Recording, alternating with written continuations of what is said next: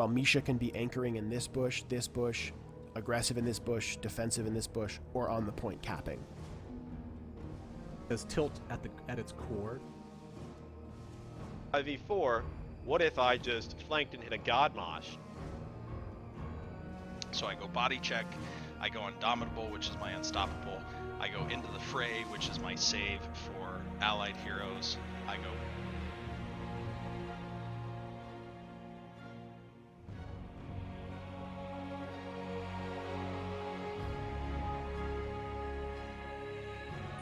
I am your host, Salvaje, and we are here with DPS player from Wildheart Esports. Their team was runner-up of Season 1 of Heroes Heart CCL, presented by Roll20. This is Brandon, also known as Unaverted. Welcome. Thank you, Salvaje. I'm happy to be here. So, yeah, I think today I'm talking about team comms, so that'll be fun. Yeah, we've definitely had some clips out on the Twitter realm with your team communication. There's one famous one where everyone's just kind of laughing and yelling into comms. But I'm excited to see the actual, technical part of it and what actually goes into building team communication on a esports team. Yeah, definitely. That's one thing since I've started streaming our games from comparing. We started playing NGS and the team, everyone really likes playing with each other, so we needed to do something for our break between CCL, so we've been filling it with NGS. There's a Storm Division league that they put together, and we did the qualifiers, and we've been streaming that, and we set the expectation that we're there to have fun. And so, yeah, some of the clips that I put together for us today, it was hard for me to find stuff that's serious and instructive. Everyone, we're just joking around most of the time, and we're playing HOTS, but at the same time we're hanging out mostly. So that's really awesome, but that really makes the heart of a team, and I think that's one of the biggest reasons why Wildheart was such a fan favorite throughout the Season 1 of CCL. So even those fun clips, we all love them. Yeah, definitely. Mm-hmm. So what I have prepared today, I didn't prepare anything huge. I just put together just a Google Doc, just giving stuff to talk about, and mostly I was looking for more of a discussion between me and chat and whoever else has questions, but also just lay out main ideas for defining really like what you're looking for with team communication, and different ways that you can kind of integrate talking to each other and just improving as a team, because team communication is one thing that people usually don't put a lot of focus on, but it's such a huge factor. Mm-hmm. Okay, so what is the first thing that you have set up for us to check out today? So if we could just switch over to my Google Doc, and then I can start talking about some of the things on here, and then we can just give some ideas on like what I think is important for team comms. But it's more so like what we think is important, what Wildheart thinks is important, what I think is important. It's not necessarily always correct. We're not the best in terms of team comms, and we're not the best team that you could possibly have. But like we all do our best. We all do our best to like talk to each other and set expectations, which I think is one of the main. So, just to start out. So, the goal of this quick class, chatting with you guys for about an hour, is just to set up an environment that's good for creating good comms and just being able to have a good environment within the team. So I'll just jump right in and talk about what I think is the ideal setup for team comms. So I think that when you have a team that comes together, you want someone that is designated as a shot caller, but that's not the only person that's talking to the team. So what you want is you want someone that is basically a yes or a no man, but you want all 5 people talking pretty much the whole time. And everyone contributes ideas, everyone's streaming their ideas, and everyone is saying, I think we should do this, or hey, like this cooldown's down, whatever.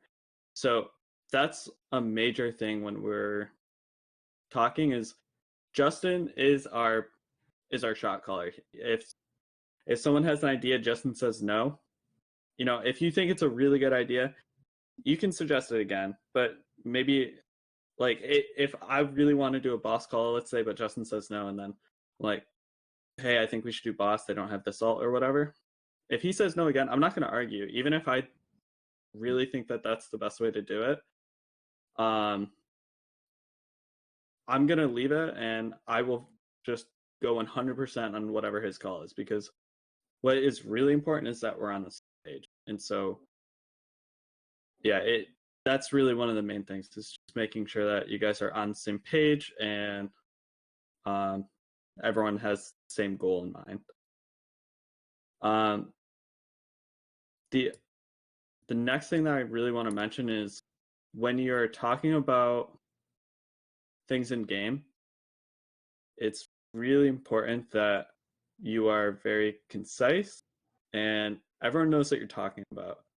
So when I scroll down a bit, you'll see I did a page of just some things that may not make sense to someone who doesn't play HOTS as much or hasn't played in a competitive environment, or like different lingo that we use that is very different from what other people might use in HOTS, or it might make no sense whatsoever, but it's really important that everyone's on the same page, and we define what different concepts are or what our expectations are ahead of time. So we'll talk out of game, and we really look to get a good idea of what everyone likes doing, what kind of players everyone is.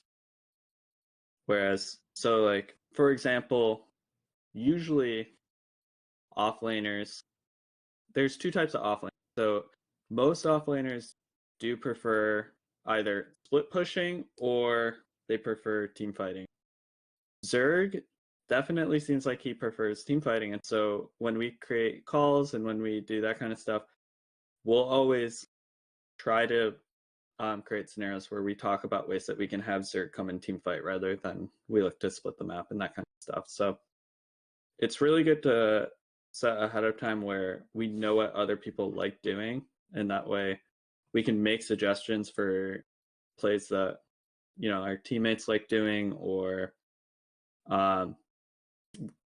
it's more expected and we're more receptive to whatever idea that person puts out as well.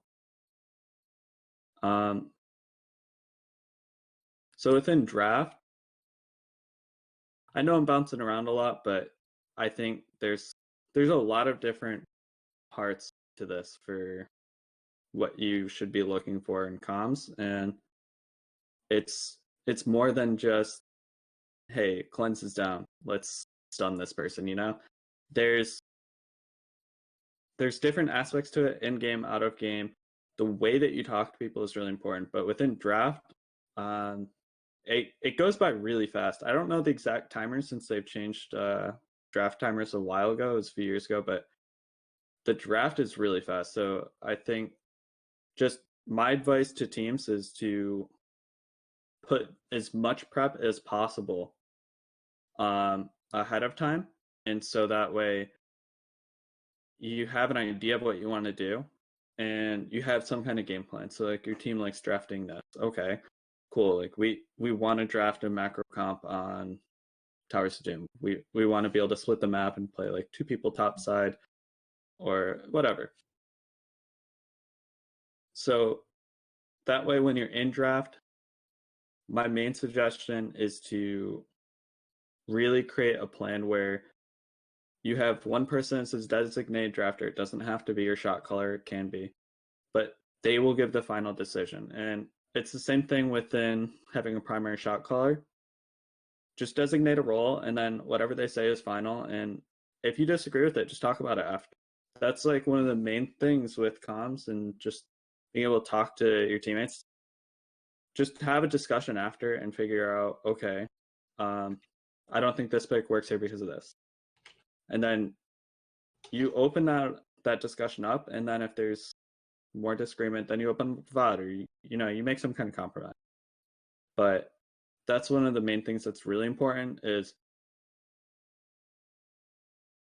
making sure that you kind of limit the discussion to where, okay, I think that we should have our first pick be a Vala, let's say, because you really like Vala. That's cool. So we'll go ahead and we'll try to do that, but at the same time, people need to voice their opinions on, okay, does this keep our draft flexible? What is important? What do we want to do in draft? And that way you have your goals for what you want to set in draft. So for example, Wildheart, what we really want to do, we look at what roles we want to pick early that keep our drafts flexible. And we also look at what people want to play, what they think is a good enough situation, because even if your ranged DPS wants to play Vala, but you think that we should be picking Raynor as the drafter, you should probably just pick Vala just because that's what your ranged wants to play. Or you can go back and forth, have that discussion. But overall, it's just really important that you keep in mind for what the person wants to do compared to what your main drafter has in plan for whatever their game plan is for draft. And you just need to come to some kind of conclusion. I'm not going to tell you what's the best way, if you should always listen to the person that's going to be playing, if you should listen to the person that's making up the game plan. But what's important is that everyone believes in whatever the final decision is. They think that's something that will end up in a win. That's really what's most important. And yeah, my other main suggestion is just try to leave the last 5 to 10 seconds in draft. Just leave that to your main drafter, let them make that final decision, then that's what you go with. So yeah, those are, and I gave some extra information here. People can read it, but just on what I think people can steal from Wildheart and try to emulate, like that's our process for how we talk and draft and what we do, and we're the team that does the most different drafts. A lot of it is Justin and Zerg just liking quirky things, like they like picking Justin likes picking weird tanks, and Zerg has surprisingly a lot of different ideas that basically match what Justin is saying as well, where we have a lot of people that have really cool ideas, so there's just a lot of opportunity where, okay, like Zerg has some weird comp that he wants us to try out. He sits us down for 20 minutes. We talk about what the comp wants to do, what the draft order needs to look like, what everyone's role is, that kind of stuff. And that way you can start to figure out how to play this comp, and everyone has the same expectation. And that's really important, is that we're all setting an expectation, making sure everyone's on the same page. Can I ask a question on that last sentence you just said? So one comp I would like to see, if you're willing to dive into, was on Towers of Doom. It was the Stukov tank, essentially, is what everyone was talking about, where you had Stukov, I believe Uther, and I don't know the draft entirely. Can you go, give us a sneak peek into what the conversation was like when discussing that particular draft? Sure. So I don't remember the full comp, but I will give you some of the ideas that we talked about with Stukov, and where we basically said, all right, Stukov main tank's good. This is what draft needs to look like, because I don't want this to just be strictly, this is Wildheart teams. I want to talk to people about just Wildheart in general. Yes. But yeah, the discussion on what it sounded like, it started out with just, I think Stukov's really broken. I think Justin was saying it. It's not a surprise. This was before Reactive Ballista Force got the cooldown nerf. And it was at 15 seconds instead of 25 now. There's just, okay, being able to slow everyone by a massive amount does a lot of damage. You reset your trait to get a huge heal and apply that slow twice. It's a huge threat. And when we see like Hyde playing Sukhov, Hyde is just running at us, right clicking us, beats us up, and we can't even hit him back because he's gonna pop reactive ballista spores. So that's what it started with. And then Justin, liking his weird ideas, he's like, you know what, I think Sukhov can maintain. If you can't ever hit him, that basically makes it so his health pool is insanely high because nobody's ever going to do any damage to him to begin with. So we started looking at what are Sukhov's main weaknesses for being a tank. So, Sukhov, his engage is relatively weak, and his health pool, if he gets CC'd, is also relatively weak. So, the main things that we looked at for what needs to be done, we said, okay, so Sukhov kind of needs a save then. So we want to pair him with Uther most often just because he has cleanse and he has the burst heals. I mean, Uther's just really strong in general, but in those comps that we played where Sukhov was tank, it was Sukhov main tank and Uther healer. Sukhov was running in, popping reactive ballista spores. He was right clicking people, and we talked about, well, okay, so if that's Stukhov's main role, he needs to be frontlining. What he does differently from a tank's perspective, and I remember having this discussion with Justin because we had me playing heroes like Orphea with it. I was like, Justin, Orphea is not good in comps. I'm not sure what it is, but it just feels horrible. I feel like I die a lot. So we talked about it and we figured it out. Heroes like Orphea, they require help from their tank a lot more than like a Mephisto. A Mephisto just blinks in, he does his circle.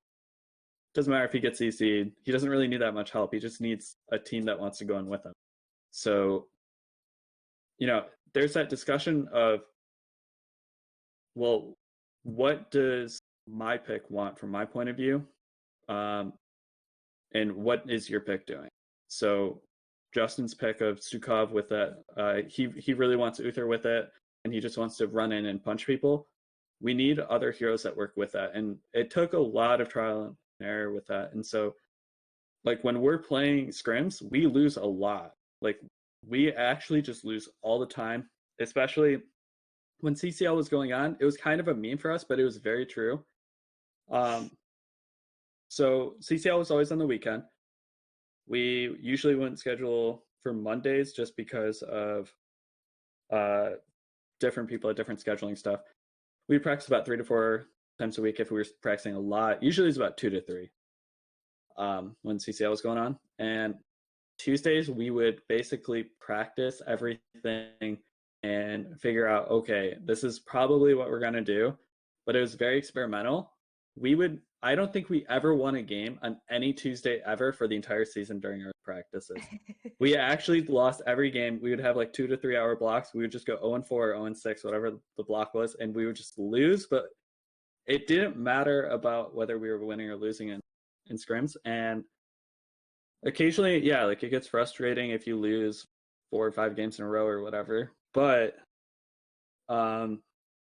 while doing so, we're still making jokes. We're still having fun.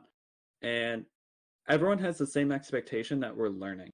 So that's a huge factor in to grow and try new things. Everyone has the same expectation. Like we show up on Tuesday, we're like, yeah, we're all right, we're just gonna lose a lot, but cool, like we get to try out Lunara main tank or whatever else, So and with that, we talk about what doesn't work, what we need to work on, and what the problems are in draft, So we may talk about if we're bad at macro or if we have trouble catching a wave somewhere, that kind of stuff. It's all about setting the expectation for what the goal is for the day or just in general for what we're doing within NGS or in CCL. We Awesome. we were always on the same page on what we want to get out of it.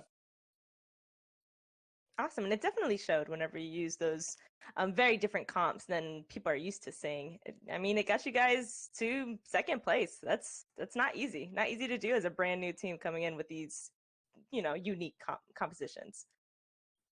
Definitely. Yeah. And I'm really proud of the team for how well we did. And yeah, I think that it was really cool that we really did just have a ton of fun playing, but we did really well at the same time. Yeah, I'm just really proud of the team in general. But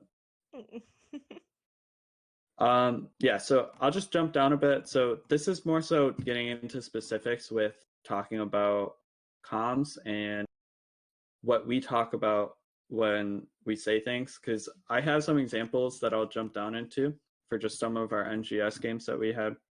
Most of them, I have 2 clips and then 1 full game that I'll jump around in a bit.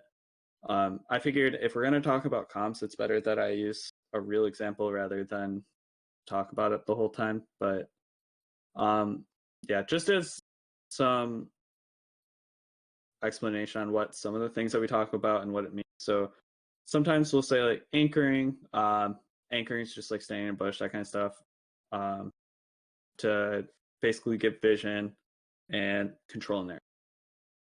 I won't go over everything, like cutting a rotation and cutting a wave, that kind of stuff. That just means that you're intercepting it or being there whenever cut it, or you're basically guessing where it's going to be, and then you either gank them or whatever, Things like, we'll say like doubling a wave. This is what I'm talking about with creating up your own lingo. I made up this term like doubling a wave when I was playing on Reborn because it was something that came up a lot, but we didn't have a word for it. And it's kind of weird to think like that, where, okay, like I'm just going to start saying this and you guys are going to have to learn what that means. And I'll tell you what it means, but that's what we did. And it saves time and it puts everyone on the same page. And so like for doubling a wave, that means that, let's say on like 2-minute Spider Queen, we have less wave clear, and then we clear the mid lane and then the top lane, but they're ahead of us in the rotation onto mid. We'll say, hey, let's double this top wave, and then that means that we're going to wait there, we're going to clear that wave, and then we'll catch mid after. So that's something that if you're explaining, it's going to take longer, and the timing on when you're communicating with the team is really important. You need to be efficient. So things like this, where making up your own lingo, sometimes it's just for fun too. Like Justin will call, instead of calling the siege giants siege or ogres or anything like that, easies, he'll call them lobsters, and then half the team will be calling it lobsters. It's like that kind of stuff. It just makes it more fun. Like, I don't know why he calls it lobsters, but that's what he does. Yeah, other things like floating, we'll say that basically that means if someone's in top lane and then you have another person in mid lane and your tank needs to protect both of them, he'll stand in between it. And that's called like floating between 2 people. Or like if I say, hey, Justin, float me, that means that he's going to go anchor by me, but he's not actually going to go all the way into vision. Stuff like freezing, just, don't push and collect the XP. And this is something that I started to integrate. So I'll give you a little bit of my experience. So I played Open for HGC Open for a really long time. I say really long time. To me, it was a really long, like about a year and a half or 2 years, I think. And I started out really bad. I was like, well, relatively. So I started out about Diamond. We just got stomped every game. But a lot of what needed to happen was we need to basically just come up with our own way of improving. And so this is something that we did on Reborn, which was my HGC Open team I played with for over a full year. We would just literally, I think we were one of the only teams that did this, but we would literally say, go right, go right, go right, go left, go up, go down, that kind of stuff. And that's super helpful within team fights and when there's a lot of chaos. And so it's somewhat, to me, it feels inventive in a way because not a lot of other teams do that. And other things like, instead of just saying I'm on the way, we'll say I'm top in 5 seconds, I'm top in 10 seconds, whatever. Like start to get a feeling for how long it takes you to get from A to B. And that gives your teammates a good idea too. It gets you guys on the same page. Talk about isolating people. I have put an asterisk here because isolation is a pretty big, I would say it's more like a concept on what you want to be doing within the game. So isolation can be, you just walk in between the two groups of enemy players and, now they're split up and then they're, you basically take your pick on who you're going to fight. And a lot, running away, hitting them if you can. Zergling might say like, I'm matching X hero, saying like, I'm matching Malthus, so he's going to keep soaking. And then, or we'll say like, we're going to fight past, where if there's an objective that's being pushed in, I mean, so instead of clearing the objective, we're just going to go ahead and push, or we're going to go ahead and fight the enemy team. Yeah, I don't know how useful this is for people. I think for some people it is useful, but it's important that at the very least, I think if I were to give just this list of the names of things, everyone on my team would have the same definition. Like we all know what these things mean and we're always on the same page. That doesn't mean everyone else needs to have the same definitions for this kind of stuff. And there's more to it than this, but that's just the easiest list that I can come up with. What's important is that everyone knows what you mean when you say certain things. And that's really important to get together and, talk after a game and say, hey, I thought that you're going to do this. Talk about what your expectations were.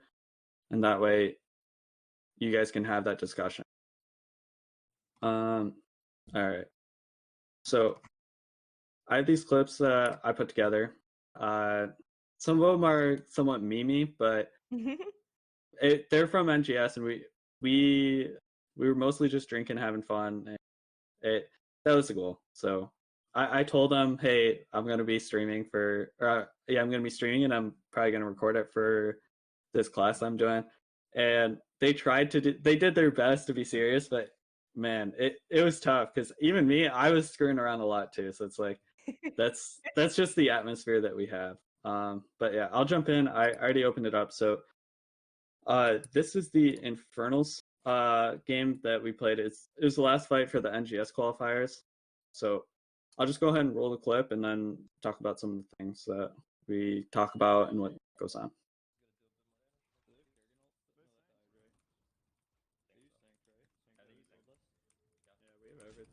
We can just sprint out of that. We have everything except for Stu, so fights are really good first. Can we get mid-wall bot? Yeah. Or you want to do hearts? I don't mind. Bot is better, right? Yeah. There might be a lot of people look at Scott, because he's really far. I don't know. I don't think we're close enough. Oh, we were. I'm sorry. Can we kill their tap or no? Do you think they're gonna go to hearts? Yeah, we should. We can stop them. They have tap advantage? I don't have tap for 30, but Has like half HP. we do have tap advantage. I'm really just this guy. He's actually griefing. Oh no, I suck. Nice. I'm blinding the Rainer. I popped. Yeah, I'm playing Rainer. I don't have real spells. They're gonna have same. We have to clear top here and shit. Yeah, I'm out. Yeah, let's go. You go top. Zerg? Oh, fuck top. Let's just. Yeah, I don't think we're gonna get it. We can get this without Zerg. Maybe. We need to play left side then. Yeah, we probably don't want to. I don't want to play carry again. Okay, yeah, they don't want carry damage. You can just blind. Yeah, they don't actually do damage. I'm Yeah, you can go. We're fine. Start backing up. We I'm get trying. this. Wait, it's there. You want us to hold it or? Oh no, they're here. They might die. I'm fine though. I don't take damage from them. Let's bomb too. We need to hit Shrine soon. I can tap and come back. Yeah, Nah, we're 30. good. Oh, I'm walking up. I'm tapping. Running at them. I don't have a heal. Push my push. Oh, that's big. I attack you, still and stuff. I'm on the way. Keep I Kerrigan's blessed got it. up, by the I'm way. good, I'm good. No, Rhaegar. They're getting kicked down. Kerrigan's there. Like, Let's, back. There's a fucking yeah, watch the Kerrigan I'm combo. okay. Okay. We need 5. I'll finish Shrine. They're looking at me I hard. can stun this. I'm gonna die, I think. I can arrow. I'm I arrow. have physical armor, that's it. Watch the Kerrigan maybe. Sweet Kerrigan. Just go Kerrigan. Nice. Get that You're gonna get a seamless line. Oh, that's good. Nice up. Nice. Go, let's go. Yeah, so that was that clip. Actually, I should probably just reopen that. But yeah, so some of the main things that happened there. When the clip started out, we started talking about alts. I cut it short on the beginning, but that was just because of it. A lot of the stuff we were just screwing around it. We either weren't saying anything or just random yelling, so it wasn't usable. But yeah, so we just had a team fight. They were missing alts, so we talk about that, and then we use that to generate an advantage where we come up, we get there well, and then we talk about what do we want now. We had the 16 advantage. Do we want bottom well? And you hear a lot of it.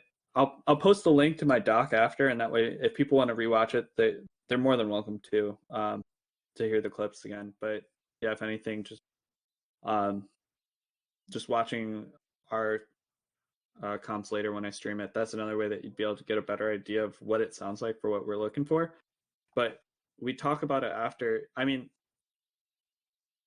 we say like, what's our goal? Like, our goal here, we're looking to generate advantage, and some things are implied. So we talk about getting well, but we also know that after this fight happens, Zerg needs to get that pick on Kerrigan, but we're still talking about what needs to happen. And it's pretty cool that, Buds is a support player that is also DPS now, and he gives us the perspective that, we were worried that they're going to 4v4 us and win the fight because their team's still pretty good with fighting, but he has that support point of view where he's looking at what our defensive tools are and what their damage type looks like.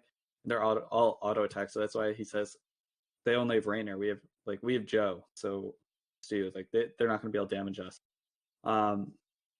And you have all these different perspectives that come in. Zerg is talking about, should I clear? Justin's worried about that too, and we just keep a steady stream of communication on.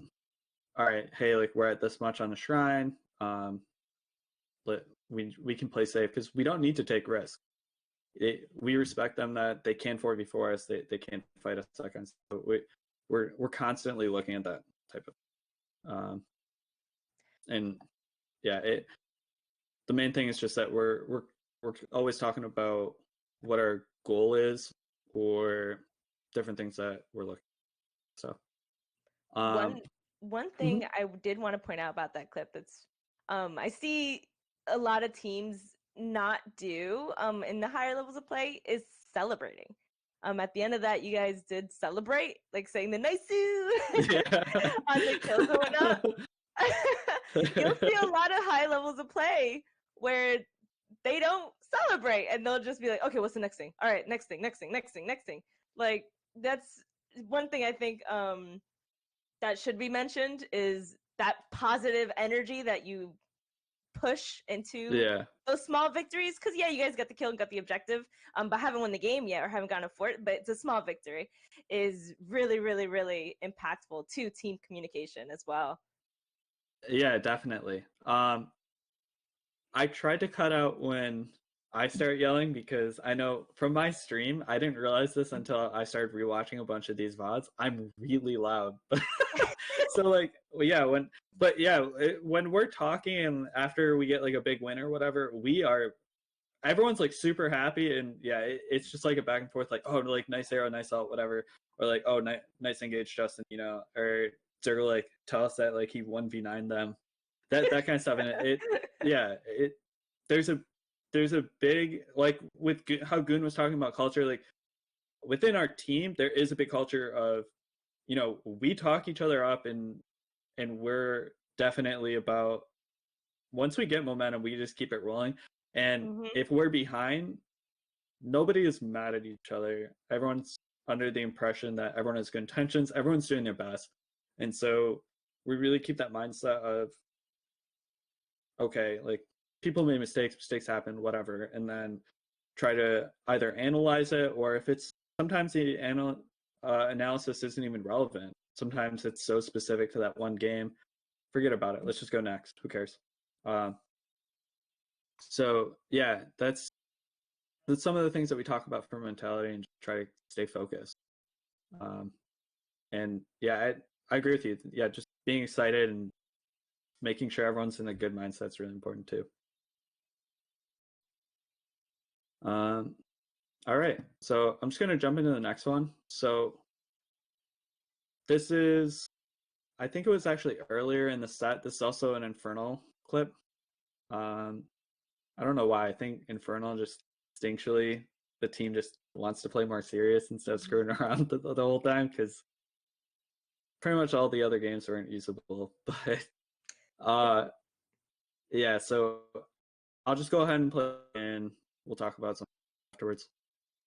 Legacy. Oh, they're on it. They're rigor. I don't have have any bomb. energy. This is not good. They rotated their top. Oh, before we get too far into this, I will say we kind of trolled the draft by picking main range Zarya. Big ones. It actually bit us in the ass later because this comp is horrible. They are double cleanse. Now they have is bad.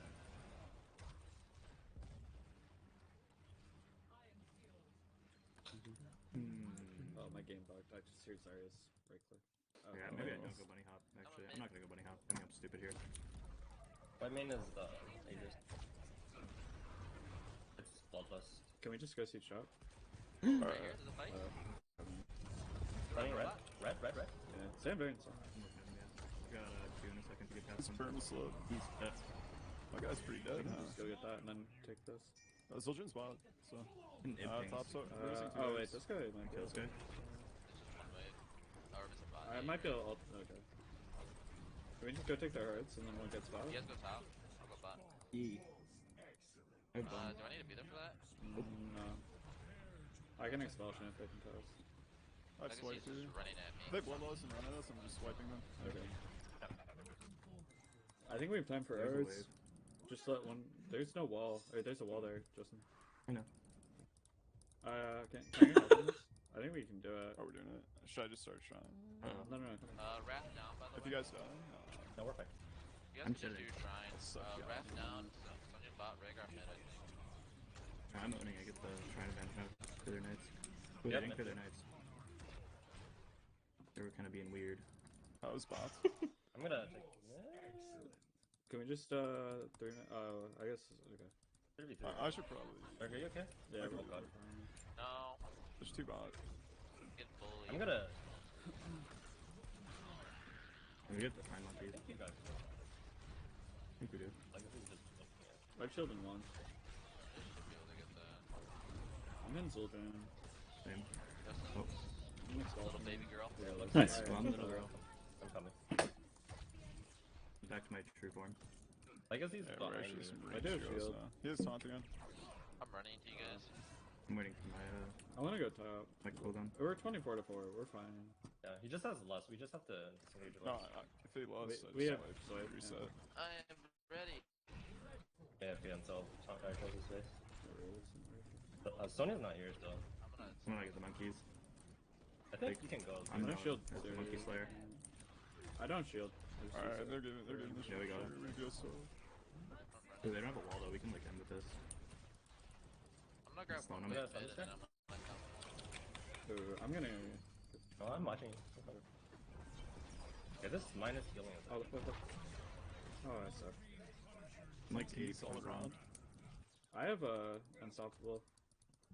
Yeah, I'm gonna need a cleanse here, I swear. Oh, I'm in the back line. Done? I'm gonna fucking yeet a bomb down here. Nice, Ooh. Tisha. I'm just on board. I'm running. I can shield. Back on him. board, yeah, back on board.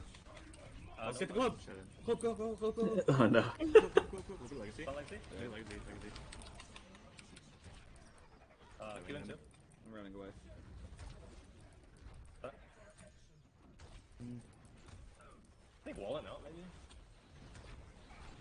Come here. I'll do the base. I don't. Actually do something. They have Wrath. We don't have to go. Actually, we might be able to. I mean, Eating my bomb. Probably that's it.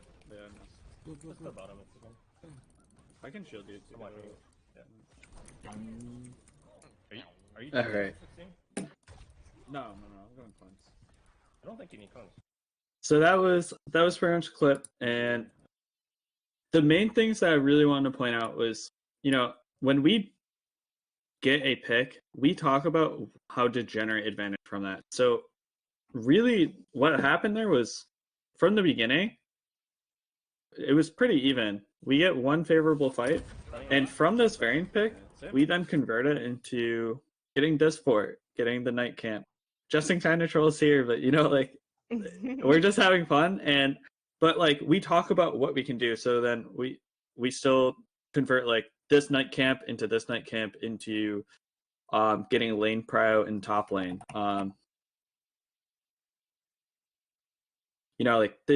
This is what we talk about with when we're trying to create goals and stuff. And so a lot of things are implied because there are things that we've talked about before with, we need to get wave prio with this camp, or how we're going to split people. So there is a lot that's implied for us that we don't really say, but we used to, or we've mentioned it before, so people kind of know their roles. And so my advice for NGS teams or anyone else that is watching that is looking for the instructional value out of that, just say everything that you have expectations for your teammates. Say it explicitly. Say, hey, let's play with the Night Camp, and then we'll get lane power, or play 4 people in the shrine, whatever. In CCL, we probably will do that a lot more than what we do here. And the other thing that I want to mention is that stuff like this, where I just miss my ult completely, it's just an objective thing. I'll just say, okay, I missed, and then we'll just look at what we do now. We don't have Zarya, but we're up 20 monkeys. How do we convert this to a bigger advantage? Because the 21-3 monkeys, that's an advantage for us. So we just look at, what do we do? We just need to play passive, snipe it, that kind of stuff.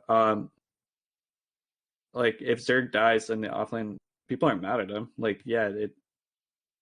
I don't think we called the rotation down there, and it's we just look at what do we do now, instead of worrying about why did this happen, or any of the details. Those don't matter. It's just all about whatever the current game state is and what do we do moving forward. So that was that clip. I'm looking at the time. I think it would be better. So what I'm gonna do for this is a full game. If people want to watch it, I'm gonna just link this into chat. Maybe actually I should. I don't. I'll link it eventually. I'll link it later. But this is just a full game of our BOE game. We started scurrying around a lot in the early game, and so we kind of need to. The early game isn't that useful for instructional value, but if you want to just watch this to have fun, that I would recommend it. But yeah, if anything, our later in the game when we fall behind, we need to talk about what we need to do in order to win and that kind of stuff. And so that's really, if people want to watch this, I'll actually link this in the chat. But whoops. Not a big deal. I had sandbox mode open just in case, but yeah, so that's pretty much all of my talk that I have for right now. So I guess if anyone has questions in chat or anything like that, I'm down to answer any questions. Yeah, I'll go ahead and pick them out for ya, just so we don't have any repeat questions. So the first one is going to be coming from Retired Hero. Mhm. What should a support or secondary shot caller focus on? So a support or secondary shot caller, they'll actually have different roles. So a support, in general, there's two different playstyles, and you really want to look at it. And when I say playstyle, I'm talking about even when communicating, there's two different styles in communicating. And Goon was actually the person that made this connection for me, that when I was playing on Reborn, he was coaching for us, where I started to have that realization. So there's supports that are always worried about what their DPS is doing, if they're going to die or if their tank's going to die. And then there's supports that are worried about enabling their tank or their DPS and say like, hey, go in, go in. Sometimes you do need to be worried about your tank dying or your DPS just auto attacking the other DPS and they're losing trades and they're just dying. But other times you need to say like, hey, you're good, go in, go in, go in. So there needs to be that mentality for, if you're playing an Uther, you need to be an enabler. If you're playing someone like Anna, you need to tell them when they're out of your range, that kind of stuff. You need to put a leash on them. And so you really need to make that shift in mentality. And really just get a good idea of what people want to do. And sometimes you need to be that voice of reason, give them suggestions that are the opposite of what they would naturally do.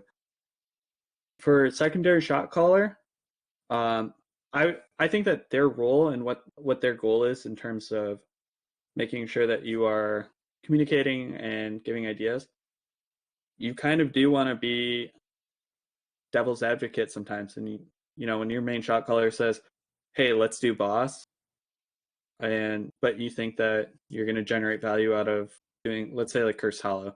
So someone says, let's do stuff going for the tribute. And then you say, well, I think that we should do tribute because they don't have alts or whatever. That's what you have to look at sometimes. You need to sometimes look at what your normal shot caller would normally suggest. Whoever's talking the most, it doesn't even need to be your shot caller, but everyone gravitates towards certain ideas more often. And I think that you would want to train yourself to look at the other ideas so that you really are considering every possibility and you get a better idea of what you want to be doing. That, you know, you're not just always pushing one macro idea or one team fight idea, whatever. You're always making the best plays, and that's usually the best way. You need someone, your secondary shot caller should be playing devil's advocate more often, but they still need to be supportive of whatever the main idea is. If your shot caller says, no, we're doing this boss, then yeah, 100%, we're doing that boss. I'm not going to argue. What is my role in making that boss play happen, you know? So that's my main advice for those two roles. Okay, on to the next question. We have from Ewok Thor. Mhm. How do you swap smoothly from team fight shot calling into macro shot calls, especially if the tank is not shot calling? So in those clips, we kind of saw it a little bit there, where the team has a pretty good idea of, once we get a pick, how do we generate more advantages after that? What do we need to do to capitalize to get a keep, carry the objective, whatever? And sometimes it's you invade their camp. Sometimes, you know, we got a pick, but it's too early in the game. We just get a wall. But there should always be a trigger where after something happens, your team starts looking to generate advantage. It doesn't always need to be a kill, though. So sometimes it's, oh, that's weird. This hero is way out of position, or this hero made a really bad rotation. They're all the way on the wrong side of the map. You need to look at, so for conditioning yourself to see like when those triggers are, the less obvious ones, the ones that aren't, we killed Varian, let's go take their fort. The triggers on when a hero's on the other side of the map, that comes from VOD review or experience. Just, you know, what happens if we do push? Just, oh, they have two top. What happens if we just push bottom? And you need to learn your limits that way. And, you know, that's where I say, like, Tuesday we lose a lot. We are doing that all the time. Like, all right, what happens if we just push? Or, okay, what happens if they pick this, if we just draft this kind of comp instead? Like, you know? So do your limit testing and try to figure it out, and then go from there on what are your triggers to create advantages, and then everyone starts brainstorming ideas. We could do this, we could do this, we could do that. That's really the process on capitalizing advantages and then carrying it through. Okay. So to piggyback off of that, this is a question from the dwarf_GG. Mhm. Is it really important that the main shot caller be the tank, or could it be anyone, or does it really matter? It doesn't matter. It can be anyone. It could be your offlaner. It could be your support. It could be your tank, DPS. It really doesn't matter. The main thing for a shot caller, I think, is having a good attitude and personality to fit that role. So you want someone that accepts criticism, is able to talk back ideas, and they need to be okay with their idea not being the right idea, because that happens all the time. All of our ideas are wrong sometimes, and so, you know, if someone suggests something, you need to honestly consider it and say, okay, maybe this boss call is better, or maybe this team fight is better. And those are the really important qualities for a good shot caller. And I think that idea that a tank is a shot caller kind of comes from the idea that, oh, tanks start team fights. Usually, like, tanks have the engage, so they're going to say, hey, we're not macroing, we're going to fight, so everyone come here. But you can bridge that gap and have your tank say, I want to engage, or hey, like, I vault, or whatever. And, you know, it takes 2 seconds to communicate that, and then whoever your main shot caller is, if it's your D, they're like, okay, let's see what we can do to get everyone together. What's a good rotation for people? And then let's look for that engage. Perfect.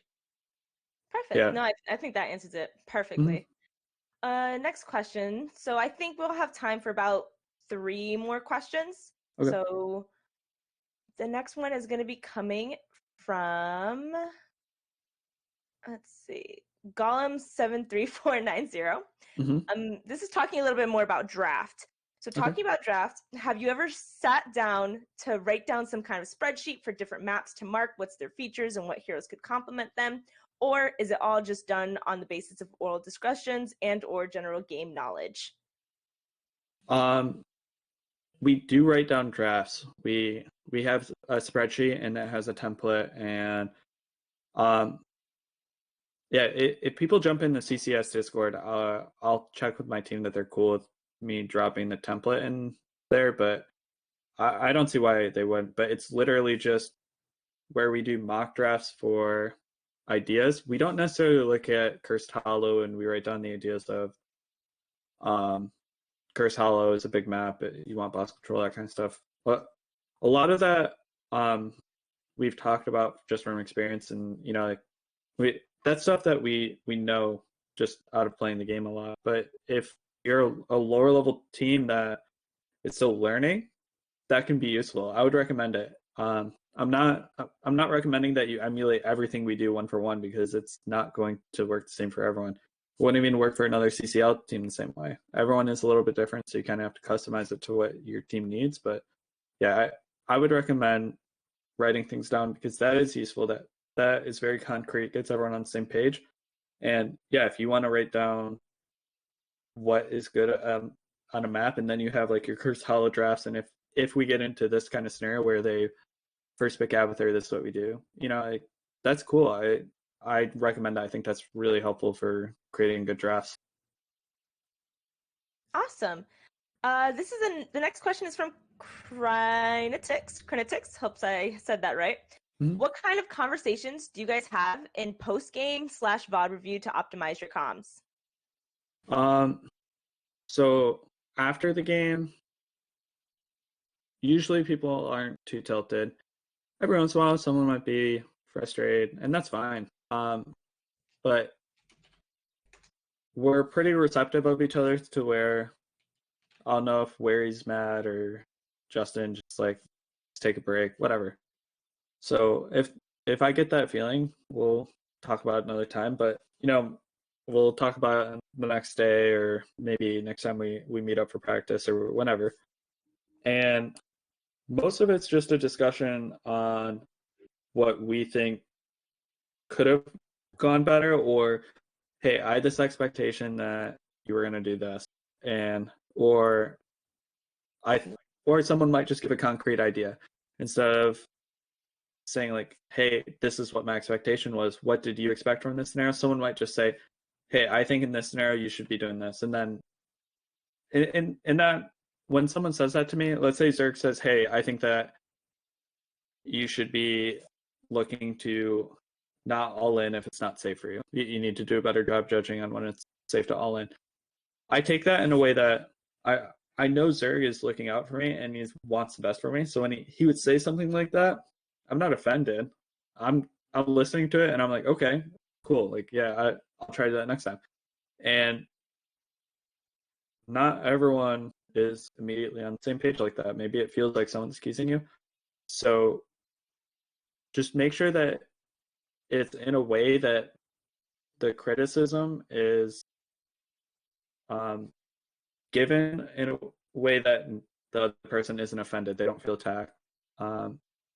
Yeah, we're all comfortable with each other, and I think that building team culture, building a team where you like everyone is huge, and being able to give criticism and be like, yeah, okay, yeah, you're probably right. I shouldn't just kill myself just to get a few damage, like a few hundred damage for an engage, And so it's like, yeah, it's just important to be on the same page. Awesome. And then to wrap all this up, we have one final question from Goon himself. How impactful was the war flute in your team comms? So Justin has a recorder, and he actually does a really good war horn on his recorder. Wait, we didn't hear this. Yeah, I'll have to have him do it next time on streaming our NGS game. But yeah, it's huge. I don't think that we would have gotten as far as we did without the war horn. That is awesome. So with that last question, we're gonna wrap things up here. If you want to give us some shout outs, feel free to go ahead, let us know where we can find you, where people can ask you some more questions if they need to as well. Shout out to Wildheart. You can always find me at twitch.tv/unaverted. I'm trying to stream more frequently. We'll see if I succeed at that goal. If you have questions for me, I would recommend jumping into either the Wildheart Discord. You can always just ask a question there for me if you have one. Into the CCS Discord. I'll respond to anything there if people ping me, that kind of stuff.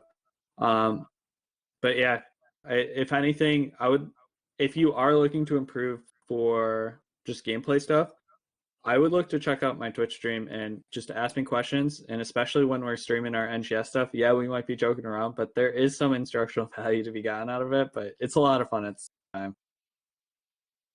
Awesome. And hopefully we can have someone go ahead and link both the Wildheart Discord and Unaverted's Twitch stream in the chat. Again, we wanted to thank you so much for coming on to the masterclass. It was really, really, really informational. Even me, I'm just starting up with a new NGS team, so a lot of this was very, very helpful for us. We wish you guys the best of luck for season 2 in Heroes Heart CCL on Wildheart. Thanks. And yeah, thank you so much for joining tonight. We really appreciate having you here. Yeah, no problem. Thanks for having me. I had fun talking, and yeah, this is something that I used to do frequently with coaching, and I miss it. So I'm glad I got this opportunity. Yeah, we'll definitely be having more episodes in the future, and I'm sure you'll be asked to come right back on again. And with that, we thank everyone for watching, and hope you really, really enjoyed the first ever 2 episodes of CCS Masterclass. And we will see you in the next episodes. Be sure to check out the Discord which is going to be linked in the chat for CCS, also known as Can't Counterpick Stupid, to be able to find out upcoming episodes.